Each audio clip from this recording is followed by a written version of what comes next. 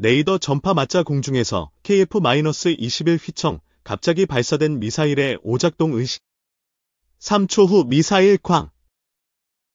그런데 환호성 터져. 공군본부는 10월 21일 충남 계룡대 공군본부에서 열린 국정감사에서 비대칭 타격 능력을 위한 초정밀고 위령 미사일 확보 차원에서 극초음속 공대지 미사일 사업을 추진할 예정이라고 밝혔습니다.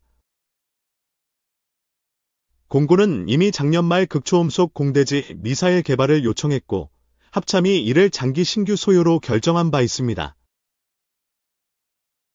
언론 보도를 보면 기존의 초음속 미사일 마하 2.5 보다 2배 이상 빠른 극초음속 마하 5급 미사일도 장착한다는 계획입니다. 극초음속 미사일은 서울 상공에서 250km 떨어진 평양의 북한 지휘부를 향해 발사하면 1분 15초 만에 도달할 수 있으며 극초음속 미사일이 개발되면 미중러에 이어 세계 네 번째 개발국이 됩니다. KF-21에 장착될 공대지 미사일은 장거리 공대지 미사일 2차 사업을 통해 국내에서 개발되며 특히 스텔스 전투기인 F-35를 능가하는 무장력을 갖게 되는 셈이 된다고 보도하고 있습니다.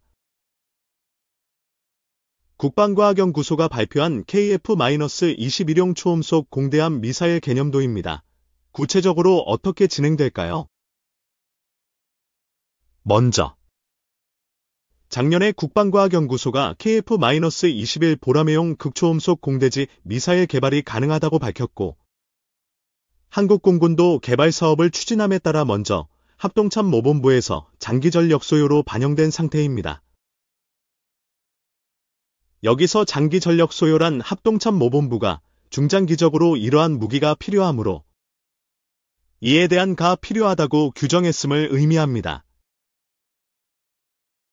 즉, 아직 중기전력 소요 사업처럼 제대로 국방 예산이 투입되어 본격적인 개발 작업이 시작된 사업은 아닌 것입니다. 하지만 장기 전력 소요에 반영되면 대부분은 5년 안에 중기 전력 소요로 전환되어 실제 개발 예산이 투입되는 경우가 많으므로 아예 사라지는 경우도 있습니다. 극초음속 공대지 미사일이 현실화될 가능성은 높은 편입니다. 그리고 다시금 한국공군이 극초음속 공대지 미사일 사업 추진을 발표한 만큼 실제 개발이 진행될 가능성이 높아졌습니다. 왜 극초음속 공대지인가? 여기서 작은 의문이 생깁니다. 육해공군 중에 하필 공군형 공대지 모델이 먼저 제안되고 있을까요? 간단히 공대지 타격 모델의 개발이 가장 용이한 데다가 공군이 가장 아쉬운 상태이기 때문입니다. 국방부의 여러 국방사업 중에 최우선 사업이 바로 북한 탄도미사일 발사대를 파괴하는 입니다. 2000년대 이전까지 북한에 위치한 장거리 표적 타격은 주로 한국공군이 담당하고 있었지만 북한의 탄도미사일 발사대의 경우에는 타격할 수 있는 시간이 20분 미만이었기에 공군 전투기로는 제대로 대응할 수 없었습니다. 현무-2C와 현무-5분의 4등을 위해 개발된 신형 이동식 발사대입니다. 그 결과 탄도미사일을 운용하는 육군의 유도탄 사령부, 현재 미사일 전략사령부는 막대한 예산을 투자받을 수 있었고 육군은 현재 무려 2,000발이 넘는 다양한 현무 시리즈 탄도미사일과 순항미사일을 보유하게 되었습니다. 한국공군은 그나마도 스텔스 능력을 갖추어 사전 침투 정찰과 은밀 타격이 가능한 F-35A 스텔스 전투기 도입을 인정받을 수 있었습니다. 그리고 탄도미사일 수준의 속도는 아니지만 고속 타격이 가능한 타우러스 KVD 350K 순항미사일을 267발을 도입할 수 있었습니다. 한국공군은 이때 특화 전략도 마련했는데 한국 육군이 보유한 현무-2A, B 시리즈는 2010년대 중반까지도 노출된 지상 표적만 타격할 수 있을 뿐이었습니다. 이와 비교해 한국공군이 보유한 타우러스는 속도가 마하 0.8 정도에 불과했지만 MWS를 탑재해 지하 30m까지 관통할 수 있었고, 그래서 공군은 경고와 표적 타격 임무에 특화될 수 있었습니다.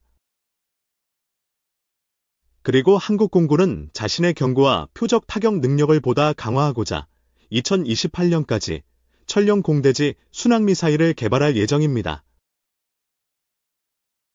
한국 공군의 타우러스 공대지 미사일 시험 장면입니다. 타우러스 덕분에 공군은 특화가 가능했습니다. 현무 -4에 대응하라. 그러나 엄청난 변수가 생겼는데 바로 현무 -5분의 4가 등장한 것입니다. 현무 -5분의 4탄도 미사일은 지하 100m 이상까지도 파고들 수 있는 데다가 속도가 최소 마하 5 이상입니다. 다시 말해 육군은 굳이 공군의 타우러스나 천룡의 지원 없이도 얼마든지 보다 빠르게 훨씬 깊은 곳에 위치한 표적을 타격할 수 있게 된 것입니다. 한국군 무기 도입 과정을 보면 먼저 합동참모본부에 육해공군의 전문가들이 모여서 전략적 목표를 달성하는 데 있어서 비용 대 효과 면에서 가장 우수한 무기를 선정하게 됩니다. 물론 어느 정도는 육해공군 모두에게 공평하게 예산이 할당되도록 나름 절충이 적용되지만 아무래도 가장 우수한 체계에 많은 예산이 투입되는 것이 당연한 것이겠죠. 육군의 입장에서는 자신들이 운용할 현무 -5분의 4탄도 미사일 체계가 공군 전투기에서 발사된 타우러스나 천룡과 비교해 속도, 관통력, 운용 유지비 모든 면에서 우수하다고 주장할 수 있게 되었고, 사실 공군도 이를 인정할 수밖에 없는 것이 현실입니다. 과학이니까요. 국방부가 공개한 현무 -5탄도 미사일 시험 장면입니다. 구세주 국방과학연구소. 당연히 한국 공군이 예산 경쟁에서 위기감을 느낄 수밖에 없는 상황에서 갑자기 구세주로 등장한 것이 국방과학연구소입니다. KF-21 보라매에 탑재할 수 있는 마하 5 수준의 극초음속 공대지 미사일 개발이 가능하다고 국방과학연구소가 주장한 것입니다. 여기서 극초음속 공대지 미사일은 마하 5급의 속도를 갖추어 탄도미사일과 동등한 속도를 갖춤은 물론 공군 전투기에 탑재된 상태에서 운용된다면 가동 준비 및 가속, 부스터 과정이 보다 단축되므로 탄도미사일보다 신속한 타격이 가능합니다. 국방과학연구소 입장에서도 현재 선도형 핵심 기술 개발 사업을 통해 하이코어 극초음속 시험체를 개발하고 있지만 아직은 시험 비행체에 불과한 상황입니다.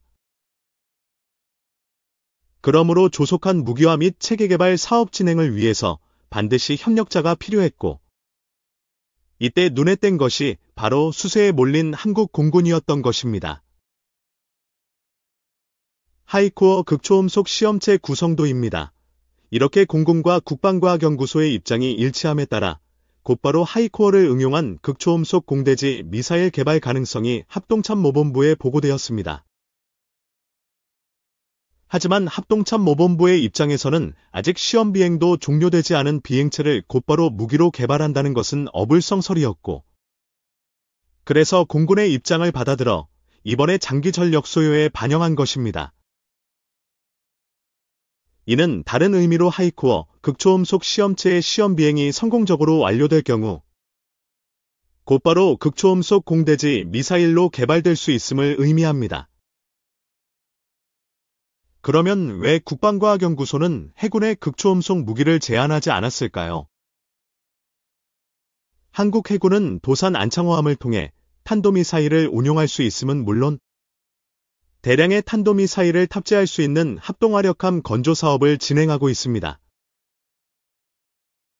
또한 고고도로 비행하다가 곧바로 직하강하는 형태의 극초음속 공대지 미사일을 개발하는 것은 크게 어렵지 않습니다.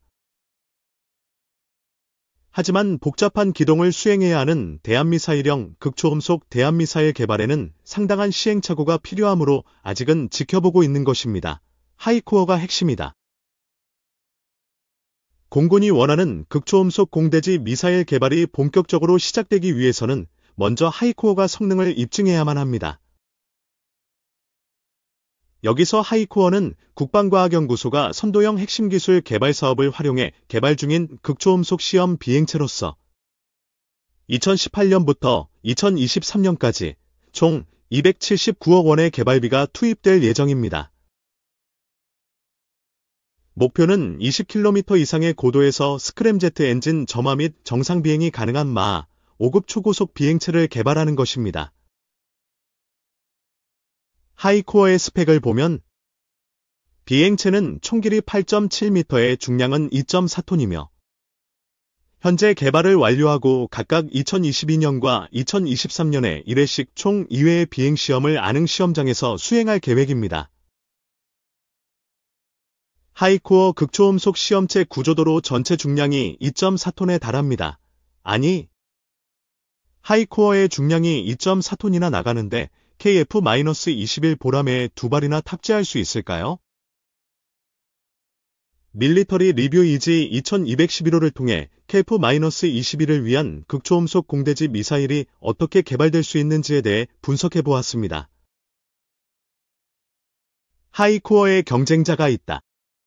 국방과학연구소가 협력해 마하 5급 극초음속 공대지 무기 개발에 나설 예정이지만 경쟁자가 있습니다.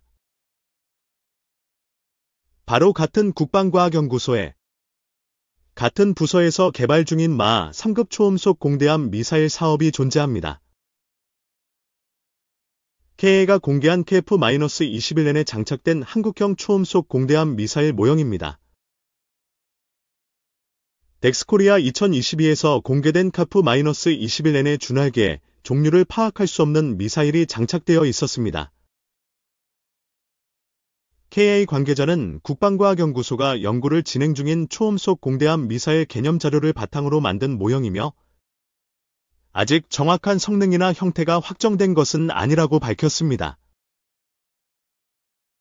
현재 국방과학연구소는 러시아의 야온트를 닮은 마하 3급 초음속 대함미사일을 개발하고 있으며 본지가 최초로 보도했던 야온트와 닮은 시험체의 비행 모습이 공개된 바 있습니다. 여기에 추가해 국가연은 마하 3급 초음속 공대함 미사일 개발 사업을 한국 공군에 제안하고 있습니다. 국방과학연구소가 공개한 마하 3급 한국형 초음속 대함미사일 모습입니다. 간단히 분석해보면 마하 5급을 개발하는 것이 옳다고 생각되지만 마하 5급을 이동하는 함정에 정확히 유도시키는 것은 상당히 어려운 기술적 과제입니다. 그리고 마하 3급은 100m 정도의 저고도로 비행해적 레이더의 감시를 피할 수 있지만 극초음속 무기는 20km 이상의 고도에서만 비행이 가능해 속도는 빠르지만 조기에 발견되는 문제점이 있습니다. 그리고 마하 3급은 저고도로 접근한 이후 적의 근거리 함대공 미사일과 크더버스를 회피할 수 있는 회피기동을 수행할 수 있습니다. 이와 비교해 마하 5급 미사일은 아직까지는 소재 기술의 한계로 인하여 고속으로 하이 다이브 공격만 가능합니다.